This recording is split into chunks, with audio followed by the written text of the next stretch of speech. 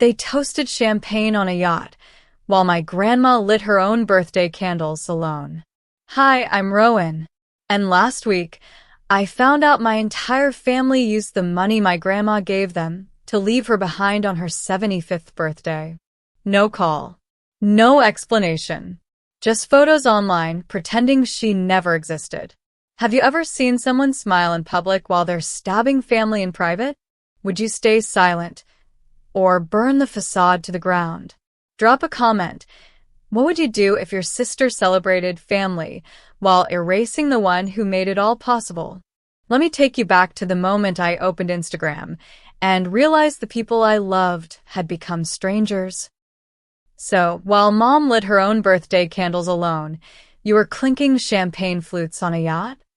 The words echoed in my skull as I stared at Sierra's Instagram post.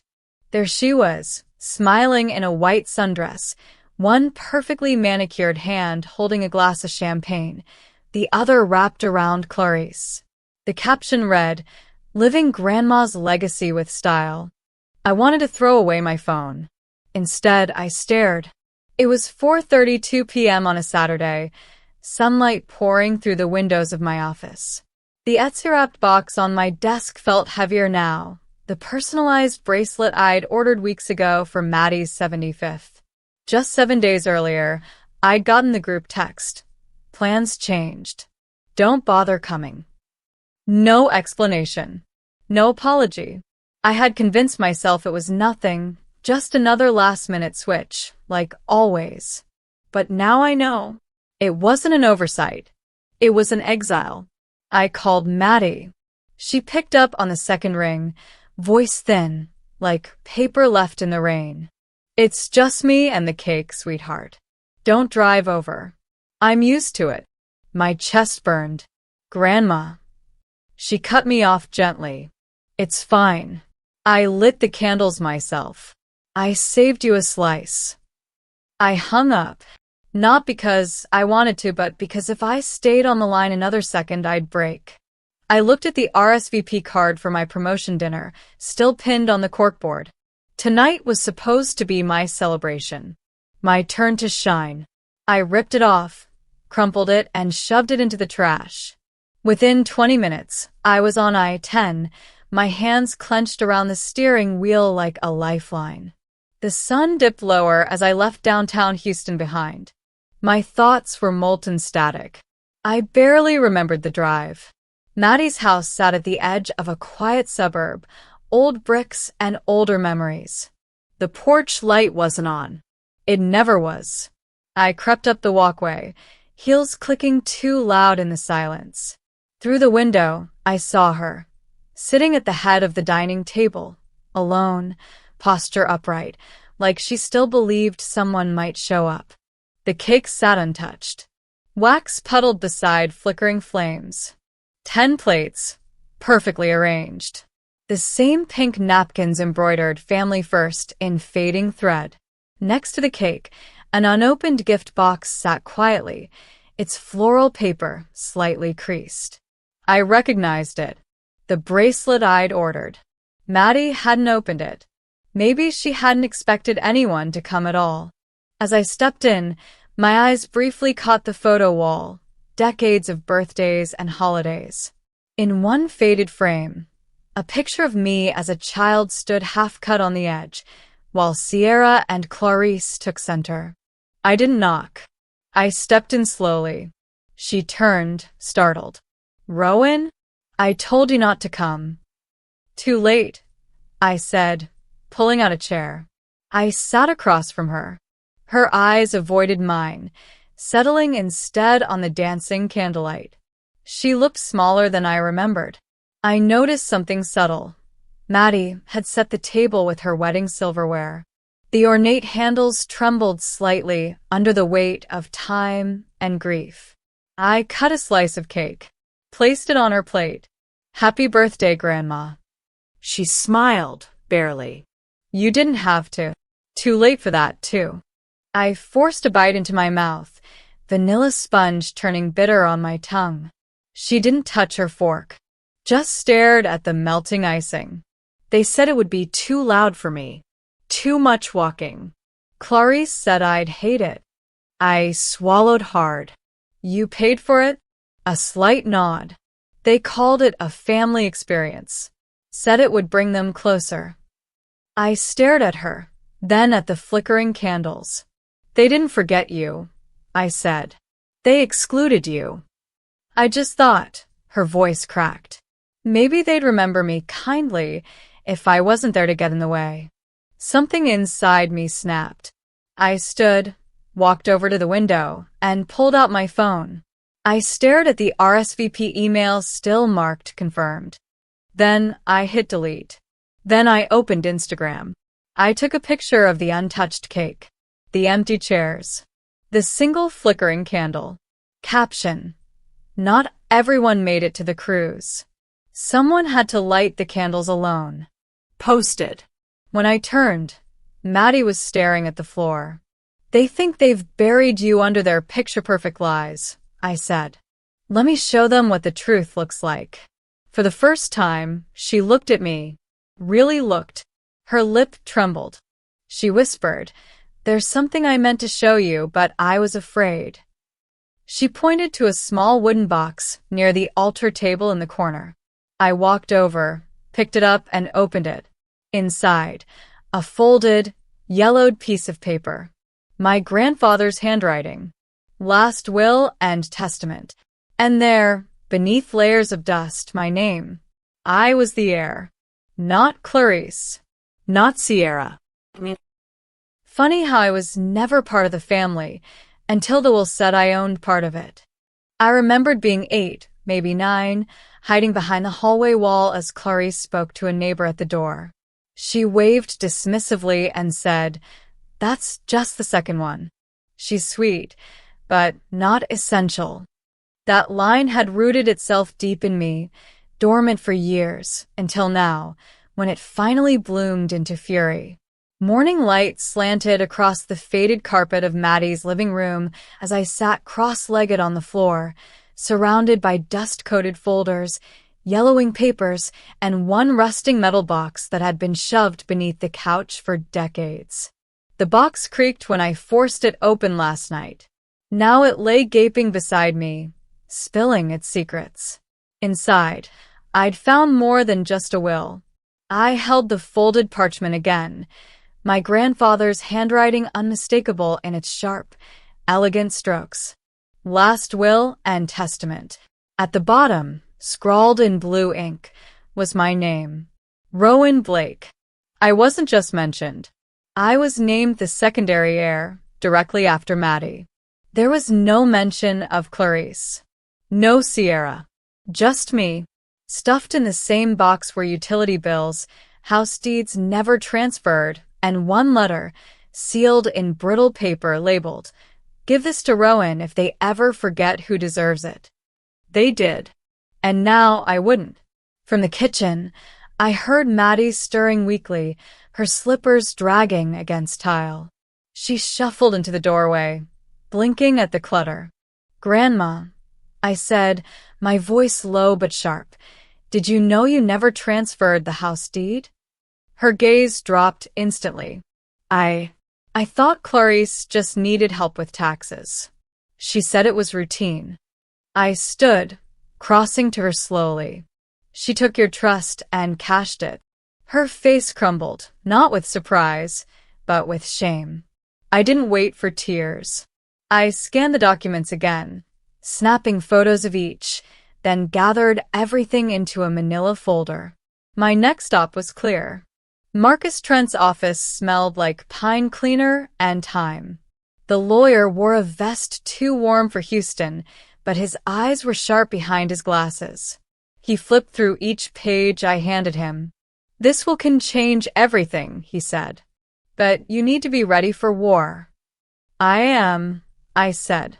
He looked at me, quiet for a beat. Truth is power. But truth alone won't win. Exposure will. A soft violin score drifted from the speaker behind his desk as the air conditioner clicked off. The room held a courtroom hush, and I felt the gravity of the moment settle in my bones. Back in my car, I stared at the screen of my phone, hovering over an old voicemail from Sierra. Hey, sis. Think you can feed the cat while we're in Cabo? You're the best. I played it once. Twice. Her voice, breezy and fake, hit different now. I deleted it. Instead, I opened my GPS and typed in the address of the local print shop, Barker's Copy Center. It hadn't changed in 20 years. The bell above the door jingled as I stepped in, carrying the folder. Behind the counter stood Mr. Barker, older, balder, but still wearing the same flannel shirts. He squinted at me. Rowan Blake. I smiled faintly. Yeah. He looked at the envelope. I remember your grandma used to bring you in here. She always said, that one's my whole sky. Something twisted in my chest. I nodded once. Still is. By noon, I was parked outside First Republic Bank. I walked in with purpose, manila folder in hand, heels clicking across tile. I approached the counter, met the teller's eyes, and laid the papers flat between us. My name is Rowan Blake, I said. I'm listed as co-owner on the following properties and accounts. I need to update access and remove all other parties, Clarice Blake and Sierra Blake, effective immediately. She blinked, flipped through the documents. When she looked up again, she gave a small, slow nod. Understood. I signed the authorization, watching the pen move in my hand like it belonged to someone else, someone who didn't flinch anymore. As I lifted my eyes, light from the skylight above broke through, landing like a spotlight on the signed form. It felt like more than paperwork. It felt like rebirth. Outside, I sat in the car, the air conditioning humming, the folder now empty. I reached into the glove compartment and pulled out an old family photo, one I'd kept more out of duty than love. Sierra smiled wide in the center. Clarice leaned in from the left. I was a blurry afterthought on the edge. I slid the picture out of the frame, tore Sierra clean out of it, and slid the rest back in. My phone buzzed. Unknown number. I opened the message. What you just did has consequences.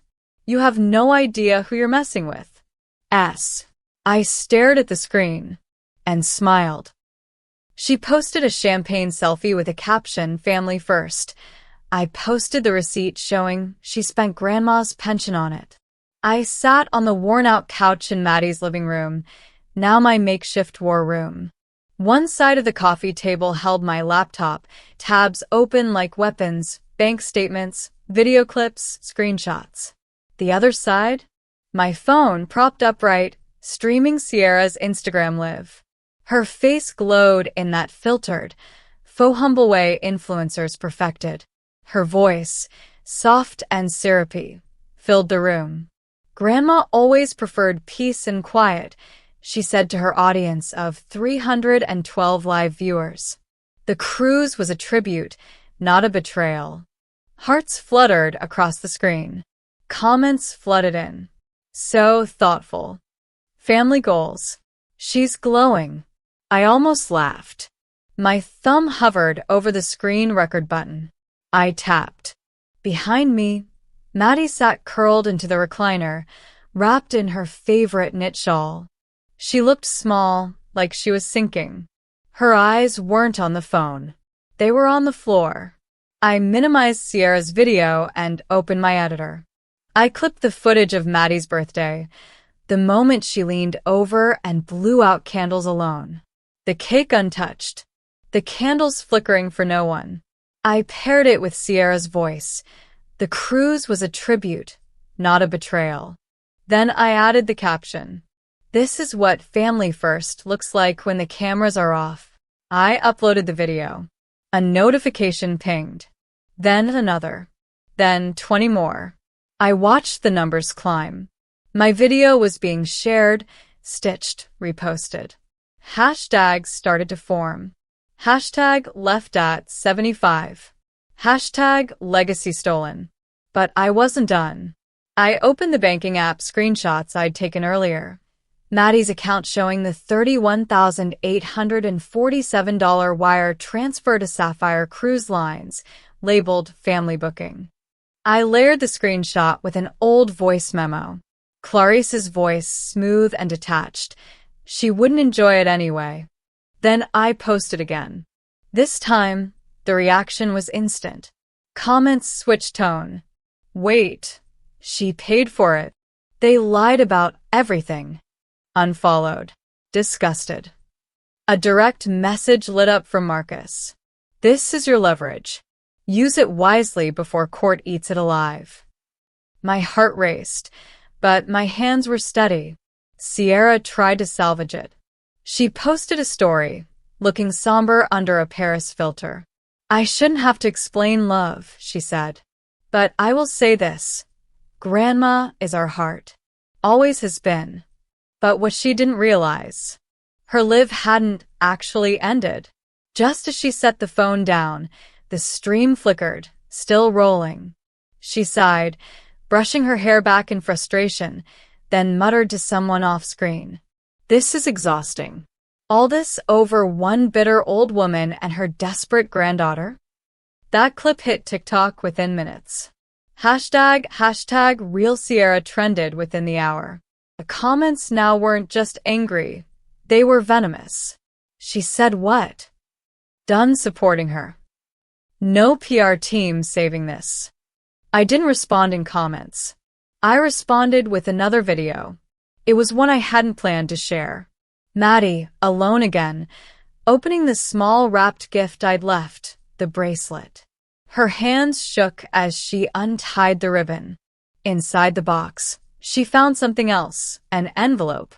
A year-old letter from Sierra. She opened it slowly. Her lips trembled as she read aloud. You'll only ruin the vibe if you come. That line echoed. I let the silence stretch in the video. No music. No cuts.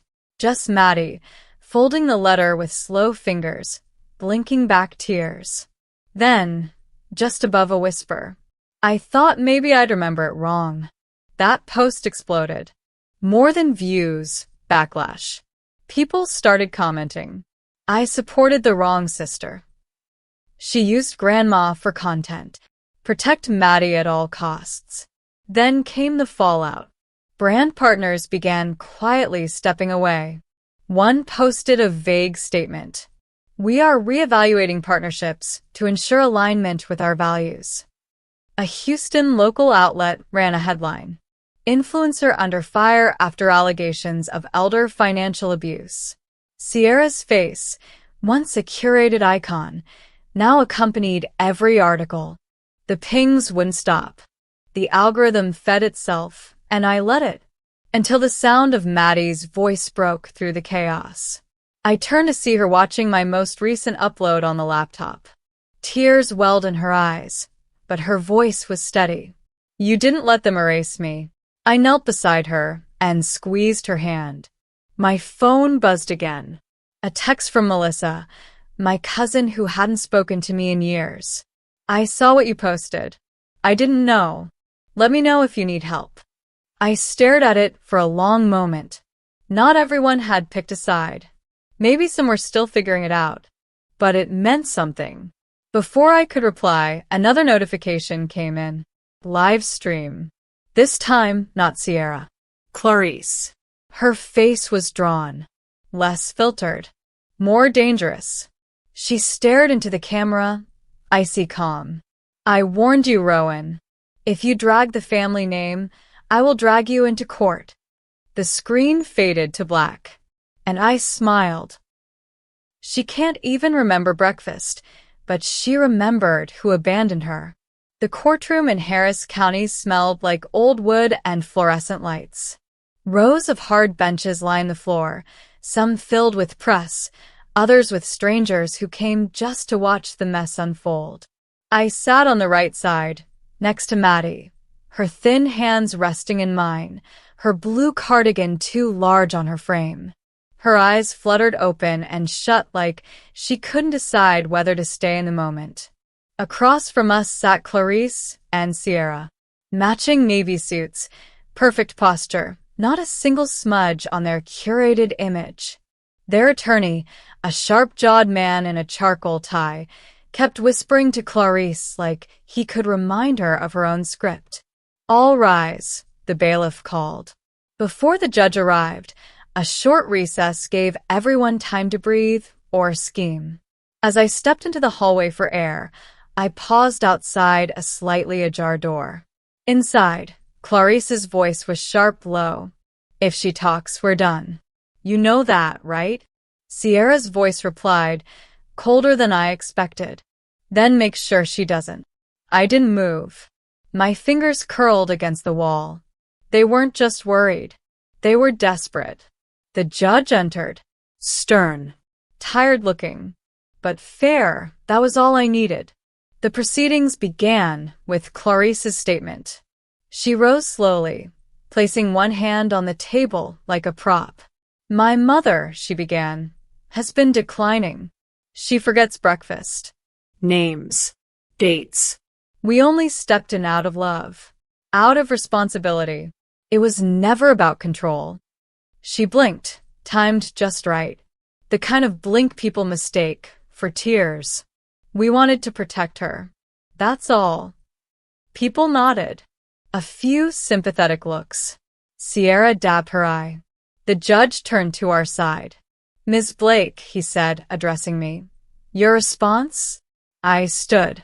Clarice said it was never about control. Then why did $30,000 of Maddie's retirement go to a cruise Maddie never attended? Clarice shifted. "We thought." I stepped forward.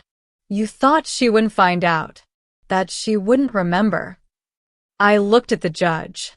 "But she remembers betrayal." There was a beat of silence.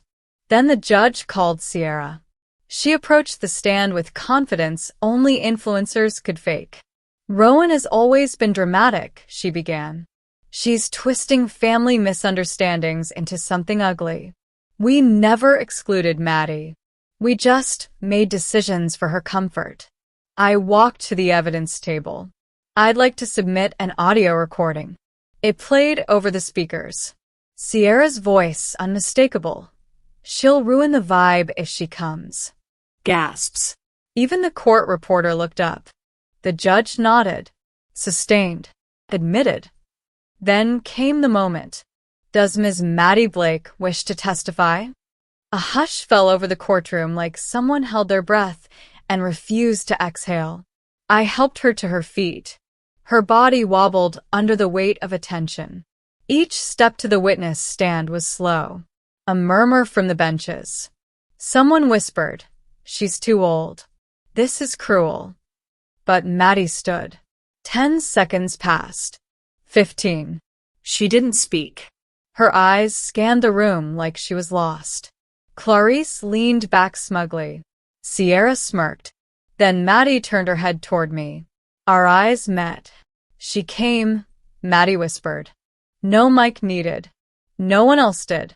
They left me." She didn't. Silence. No one moved. Even the judge's pen stopped scratching. A reporter in the front row whispered, "That's the quote of the year." Maddie sat down, breathing hard, but still there. I returned to my seat, gripping her hand tighter. Then came the ruling. The judge's voice was calm but firm. "This court finds that guardianship shall be granted to Ms. Rowan Blake. What was done to Ms. Maddie Blake borders on exploitation." Clarice paled. Sierra stood abruptly. "This is manipulation. She's been coached. This isn't fair." The judge didn't even flinch. Photographers clicked. Cameras flashed. And for once, the headlines weren't curated by Sierra. As I helped Maddie stand and leave the witness stand, something fluttered from her cardigan pocket and landed on the floor. A folded piece of old stationery, creased at the corners. I bent down to pick it up, intending to return it silently, but the judge noticed. "Is that relevant, Ms. Blake?" I hesitated, then unfolded it. My breath caught. It was a letter, written in Maddie's unmistakable handwriting. "If the time ever comes when my voice fails, It said, "I hope you'll be the one to speak for me, because I trust your heart more than their words." I looked at the judge. He nodded once, slowly, as if he understood more than I could say aloud. No further arguments were needed after that. We stepped outside, blinking under the sun. Maddie leaned against me, exhausted. My phone buzzed. Email. Subject: Notice of civil suit, defamation, and financial interference. It was from Clarice's legal team. The war wasn't over. Not yet. But we'd just won the first battle. Maddie dozed off in the car on the ride home, her breathing soft. I looked at her, then whispered, "You gave me strength. Let me carry you now." She didn't answer. She didn't need to. You built a brand on a lie. Now watch it collapse in real time. I remembered something I hadn't thought about in years. I was 13. I'd spent hours designing a birthday card for my mom, cut from colored paper, covered in glitter, each word handwritten. I watched her open it in the kitchen, expression unreadable. Then, without a word, she tossed it in the trash. "Pretty doesn't mean valuable," she said. That day I learned where I ranked. And today I was going to show them what real value looked like. It started with a slideshow. Sierra went live on Instagram at exactly 7 p.m., face perfectly lit, makeup airbrushed, lighting soft. She wore a white silk blouse and sat before a curated wall of family photos, mostly of her and Clarice, smiling, posed, flawless. "Tonight," she began, voice cracking just enough, "we honor a woman who shaped us. Our beloved Grandma Maddie." The screen faded into a reel of sepia-toned childhood photos. Her voiceover continued, dramatic and aching. She was quiet, but powerful. She taught us grace. Music swelled underneath. Piano, soft strings. The comments poured in. Beautiful tribute. Crying already. "You were such a good granddaughter." But then it started. A comment. "Why wasn't she on the cruise?" Then another. "She paid for it but didn't go." And one more. "Isn't this the same grandma left alone on her birthday?" Sierra faltered. Just a flicker. But it was enough. Across town, in Maddie's now quiet living room, I sat beside her on the worn couch. My laptop balanced on the coffee table. Lights dimmed. We were live, too. I looked into the webcam. Calm. Measured. "I've stayed quiet long enough," I said. "But if they want to build a legacy on illusion, then let's lay down the facts."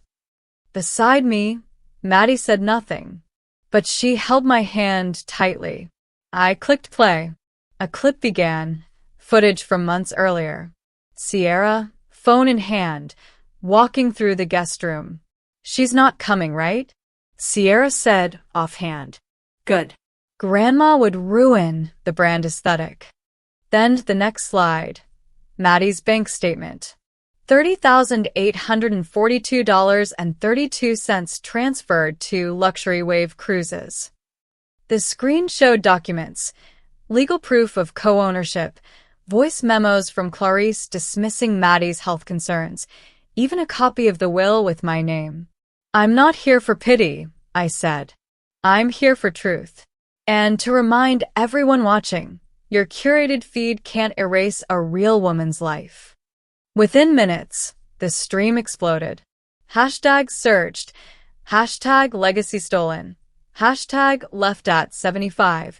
Hashtag truth over image. Local reporters started requesting interviews. I declined all, but the damage was done. Then came another blow. An email from one of Sierra's oldest sponsors, Glowskin Organics. Subject: contract termination, ethics violation. The message was blunt. "We are severing our agreement effective immediately due to confirmed use of emotionally manipulative content involving elder subjects without consent. This breach reflects poorly on our brand values." No emoji. No soft apology. Just consequences. By morning, headlines screamed, "Influencer lied about abandoning grandmother." Public sympathy flipped like a switch. Comment sections turned brutal. Sierra tried to do damage control. Another video, more tears. But no one was buying it. Even her sponsors weren't buying it. That afternoon, I walked through Maddie's house. My house now. I moved from room to room, taking down photo after photo. Glamorous shots of Sierra holding champagne, Clarice mid-laugh with sunglasses perched just so.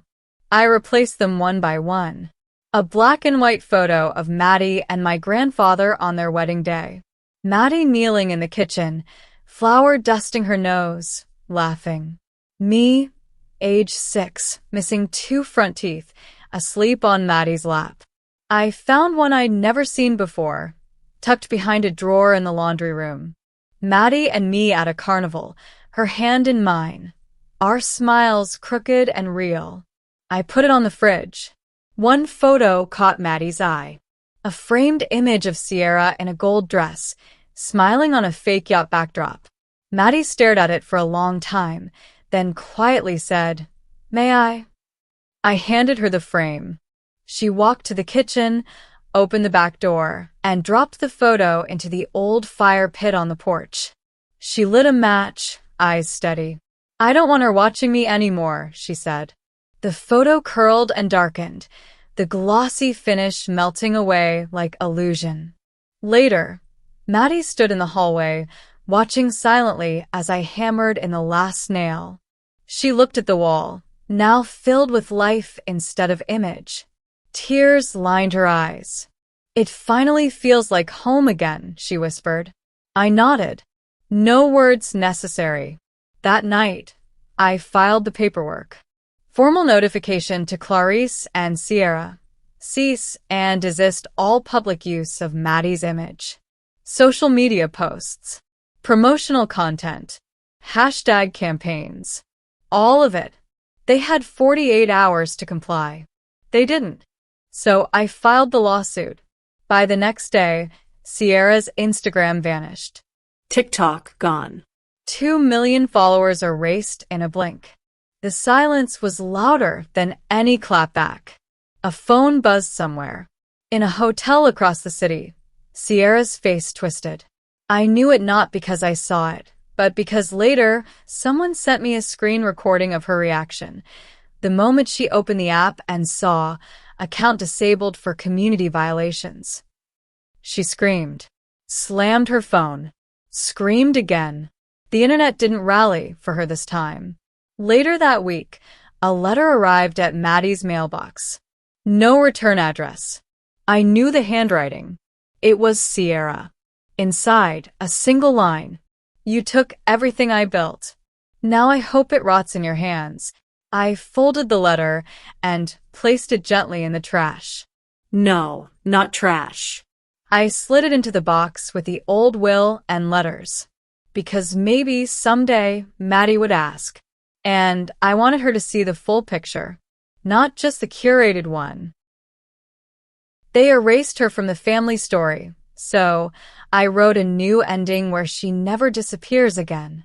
When I was 8, I once asked Maddie why she never stood up to Clarice or Sierra when they were cruel to her. "Why don't you ever speak up when they're unfair to you?" I'd asked, voice small but full of fire.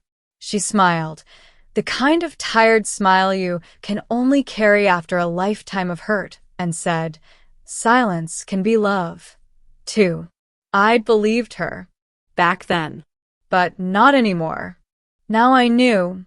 Silence could also be a wound too deep for words, and I wasn't going to let her carry it alone anymore. Maddie's house didn't look the same anymore. It didn't feel the same, either. The plastic flower arrangements were gone. The staged portraits of smiling vacations no one remembered had been boxed and stored. In their place were old baking tins, a creaky record player, worn books with notes in the margins. A house that remembered. I sat in the small study, legs curled under me on the armchair, the old lamp casting a soft glow over the page I was writing. Not a legal document, not a post for the world. Just a page in my journal. Legacy isn't what you leave in a will. I wrote slowly, the ink pressing deeper into the paper. It's who remembers you with love. Behind me, the radio hummed low, a jazz station barely reaching through static. The smell of something baking drifted in. Jules was in the kitchen with Marcus, arguing about cinnamon ratios like it was a court case. Outside, the evening light was soft, golden, forgiving. I stood and walked to the kitchen counter. On it sat the letter. Sierra's handwriting, sharp and angry. You took everything I built. Now I hope it rots in your hands. I didn't flinch anymore when I read it. I didn't feel anger or sadness.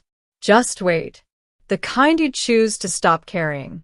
I struck a match.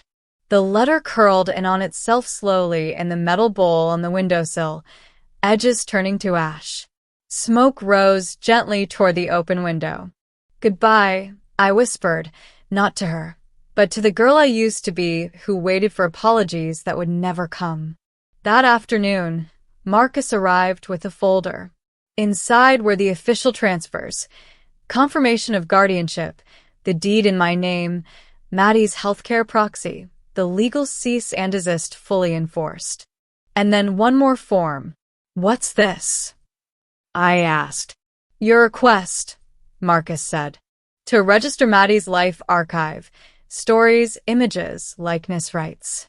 To protect her memory. I smiled, signed it, not with flourish, with peace. That night, we set the table with mismatched plates. Jules brought a bottle of sparkling cider. A neighbor brought cornbread. Another, an old cassette player and a small envelope.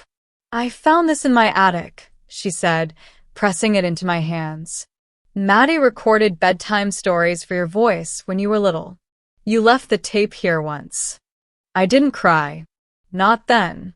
I just nodded, held the tape close. Maddie sat in her favorite chair by the fire, a blue cardigan wrapped around her shoulders, her eyes brighter than they had been in months. She didn't remember everyone's name, not always. But she smiled. And it was real. Laughter drifted through the room. The kind of laughter that didn't need performance. Jules nudged me, wine in her hand. You know, she whispered, this house isn't just hers anymore. You rebuilt it. It's home now for both of you. I nodded. In the hallway, I'd placed a new photo on the mantel, me and Maddie in the backyard garden. We weren't posing. She was holding a tomato like it was a trophy. I was mid-laugh, eyes shut, hair messy. No filters. No curation. Just truth. As the fire crackled, Maddie leaned against me and slowly drifted to sleep. I watched her chest rise and fall beneath the blanket, her hand resting lightly on mine. Then I looked at the calendar.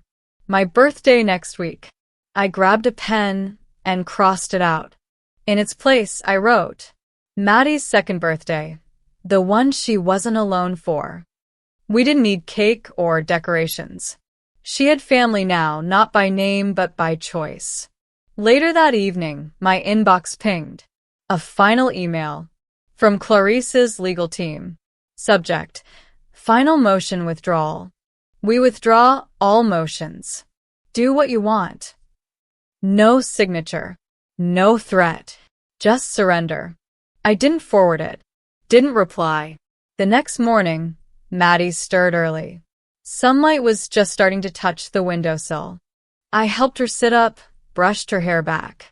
She blinked slowly, confusion still clouding her eyes. Then, just for a second, they cleared. You rewrote everything, she whispered, her voice thin, fragile. Even me. Thank you, my girl. I squeezed her hand. No reply. There was nothing left to say. Only everything left to live. I no longer live in the shadows of their silence. Today, our home is filled with warmth, truth, and the quiet strength of a woman who is never meant to disappear. What they built on manipulation and image has crumbled, and I've learned this. Dignity isn't given by blood. It's earned by loyalty, protected by action, and restored by courage. Letting someone rewrite your worth is a choice. I chose differently. Have you ever had to fight for someone you love when no one else would? Or maybe you were the one left behind.